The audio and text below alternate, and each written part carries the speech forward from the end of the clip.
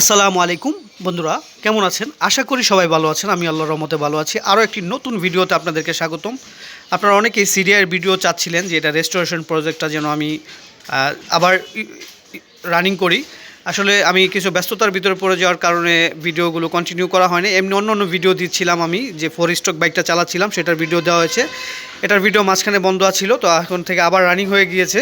এটা দেখতে পাচ্ছেন, স্টিকার লাগিয়েছে এবং ফুয়েল ট্যাঙ্ক রং করা হয়েছে। এখন কিন্তু খুব সুন্দর লাগছে। তারপরেও কিছু কাজ আছে, যেটা হচ্ছে যে এই যে চেন কাভারটা পেন্ট করতে হবে। যেহেতু এটা অনেক আগের একটা বাইক, এটা পেন্টটা নষ্ট হয়ে গিয়েছে। এটা নষ্ট হয়ে যাওয়াটা স্বাভাবিক। এবং শক অ্যাবজর্ভারের এই নিচের সাইডটা দেখতে পাচ্ছেন, এটাও পেন্ট করতে হবে।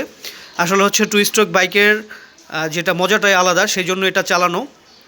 এবং এটা চালাতে হলে অবশ্যই এই জিনিসগুলো করতে হয়, এই কাজগুলো করতে হয়।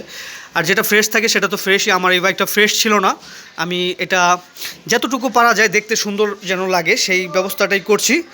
আসল কথা হচ্ছে যে জং টংগুলো যেন না দেখা যায়, তাহলেই কিন্তু সুন্দর লাগা দিয়ে কথা। কারণ হচ্ছে এত আগের বাইক, যদি আমি অরিজিনালের সব জিনিস কিনতে যাই, লাগাইতে যাই, তাহলে আমার অনেক প্রাইস পড়ে যাবে। তো সেই জন্য এই পুরান বাইকে এত টাকা লাগিয়েও কি ফায়দা, জাস্ট মজা নিব আর কি চালিয়ে।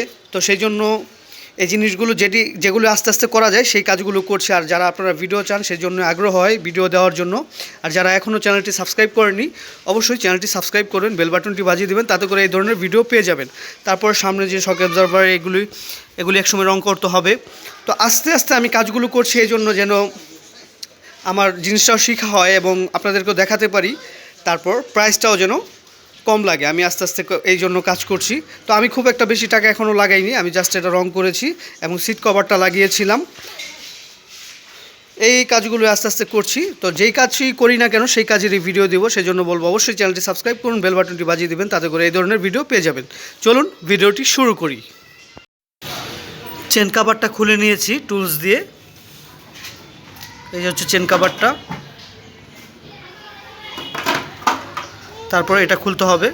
তো খোলা আমি দেখাচ্ছি না, কারণ এটা খোলা দেখে আর কি করবেন। এই সাইডে একটা নাট আছে, এই সাইডে একটা নাট আছে। এটা খুললেই এই শক অ্যাবজর্ভারটা খুলে যাবে। চেন কাভার, শক অ্যাবজর্ভার এগুলি খুলে নিয়েছি। এখন এই যে এটা খুললাম। তো এগুলো পেন্ট করতে হবে। যে জিনিসগুলো একেবারে খুলে নিলে বেশি ভালো হয়, কারণ হচ্ছে পেন্ট করা এই জায়গায় রেখে পেন্ট করতে গেলে আরেকটার ভিতরে আরেক কালার হয়ে যাবে। যে কোনো জিনিসই পেন্ট করার আগে, রং করার আগে অবশ্যই সেই জিনিসটা পরিষ্কার করে নিতে হবে এবং ওয়াশ করে নিতে হবে বা ঘষে নিতে হবে, মানে যেন কোনো ময়লা না থাকে। তাহলে রং করলে সেই রংটা উঠে যাবে। আর এই যে দেখতে পাচ্ছেন যে ব্যাক ক্যারিয়ার, সেটা কিন্তু জং ধরা অবস্থায় আছে। তো এগুলি পেন্ট করব। প্রথমেই পরিষ্কার করে নিচ্ছি, যেন এগুলি ময়লা টলা থাকলে এগুলি উঠে যায়। অনেক সময় অনেক ময়লা থাকে যেগুলো আসলে উঠতে চায় না, সেই জন্য ব্রাশ দিয়ে, হুইল পাউডার দিয়ে উঠাচ্ছি। তো এইভাবে উঠিয়ে নিব, কারণ হচ্ছে স্টিকি অয়েলি অনেক কিছু লেগে থাকে বাইকে, কালি টালি এগুলো লেগে থাকে। এগুলো আগে উঠিয়ে নিচ্ছি। তারপর এখন রং কিভাবে করতে হয় বা কিভাবে তারা করে সেটি কিন্তু আপনারা দেখতে পারবেন স্টেপ বাই স্টেপ। এই যে দেখতে পাচ্ছেন, প্রথমে আমি প্রাইমার বা আস্তর যেটাই বলেন না কেন সেটা ইউজ করে নিচ্ছি। এটা না করলে রংটা দীর্ঘস্থায়ী হবে না এবং রংটা দেখতেও সুন্দর লাগবে না।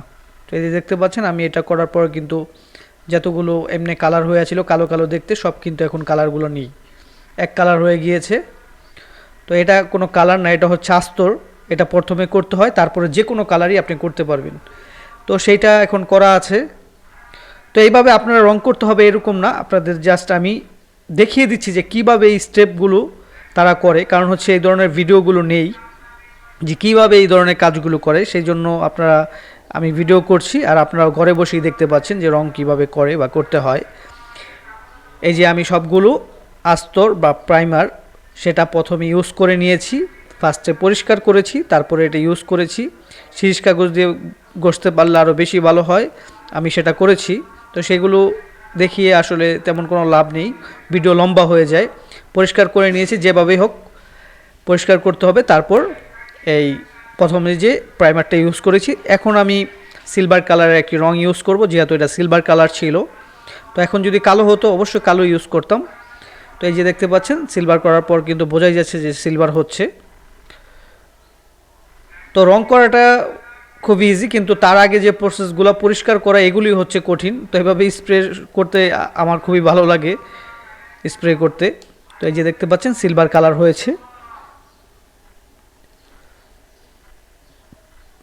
তো এইটা আমি গাড়ির পেন্ট ইউজ করেছি, উত্তরা থেকে নিয়ে আসছিলাম এই রঙগুলো, গাড়িতে যে পেন্ট করে সেই পেন্ট। তো এই যে সবগুলো সিলভার কালার করা আছে, তো দেখতে এখন নতুনের মতো লাগছে। তো আরেকটি স্টেপ বাকি আছে, সেটি হচ্ছে এই যে আমি সিগন্যাল লাইটগুলোও করে নিয়েছি, কারণ হচ্ছে এক একটা এক এক কালার হয়েছিল। তারপরে এই যে ব্যাক ক্যারিয়ার বা যেটাতে মাল নেই সেইটা এভাবে জং ধরা ছিল, খুবই খারাপ দেখতে ছিল, তো সেই জন্য এটাও রং করে নিয়েছি। তো এখন যেটা করব, লিকার ইউজ করব, যেটা ক্লিয়ার কোট বলে, যেটার কারণে শাইন আসে, যেটা চিকচিক করে রং করার পর। তো এটার কাজ হচ্ছে, এটা রং করলে কিন্তু চিকচিক করে না, এটা ইউজ করলে চিকচিক করে। তো এটা আমি আমার স্প্রে গানে ভরে নিচ্ছি। তো এটা ইউজ করা শুধু যে চিকচিক করার জন্য তাও না, এটা ইউজ না করলে রংটা দীর্ঘস্থায়ী হয় না। কারণ হচ্ছে যে রোদ বৃষ্টি বা যে কোনো জিনিস ময়লা, এটা তখন এই লিকারের উপরে লাগে। তো যেহেতু এটা শাইন থাকে বা পিছলা থাকে, সেই জন্য অন্য জিনিসটা উঠে যায়, রংটা উঠে না, মানে রংটাকে প্রোটেক্ট করে। তো সেই জন্য রংটা দীর্ঘস্থায়ী করে এটা ইউজ করলে। তো এই যে দেখতে পাচ্ছেন আমি ইউজ করছি। তো এটা হচ্ছে ক্লিয়ার কোট বলে এটাকে। তো এই যে দেখতে পাচ্ছেন শাইন চলে আসছে। তো এটা কিন্তু এই জায়গায় না বোঝা গেল, এটা হয়তো বা ফোনে তেমন বোঝা যাচ্ছে না, কিন্তু এটা সরাসরি অনেক বোঝা যায়। এটা এই ক্লিয়ার কোটটা এই জন্য ইউজ করতে হয়, যেন রংটা দীর্ঘস্থায়ী হয় এবং শাইনি দেখা যায় এবং নতুনের মতোই তখন লাগে। তো এই যে আমি সিগন্যাল লাইটের মাস্কিং টেপটা উঠিয়ে নিচ্ছি, আমি যে জায়গায় রং করব না সেই জায়গায় এটা লাগিয়ে নিয়েছিলাম, যেন লাইটটার যে ইটা আছে সেটাতে যেন না লাগে, তাহলে তো আবার খারাপ দেখা যাবে বা একটা কালার হয়ে যাবে। তো সেই জন্য আমি এটাতে স্টিকার মেরে নিয়েছিলাম।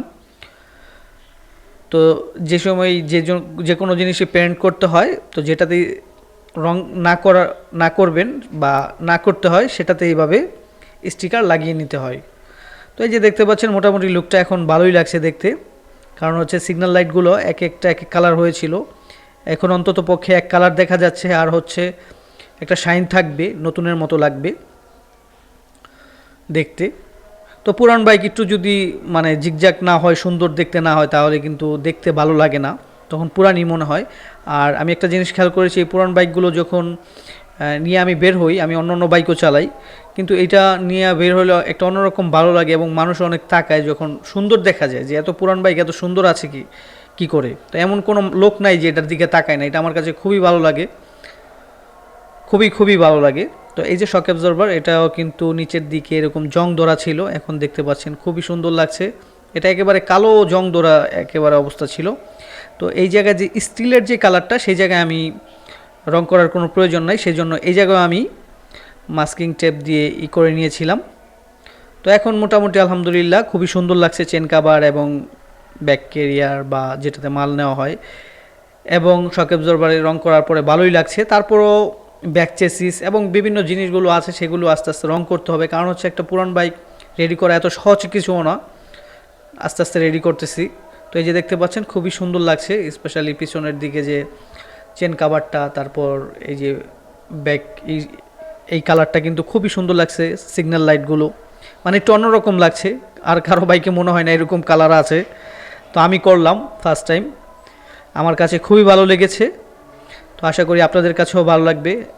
আর পরবর্তী ভিডিওতে আরও কিছু কাজ করব, সেটি নিয়ে আবার হাজির হব। এই ছিল আজকের মতো ভিডিও। আসসালামু আলাইকুম।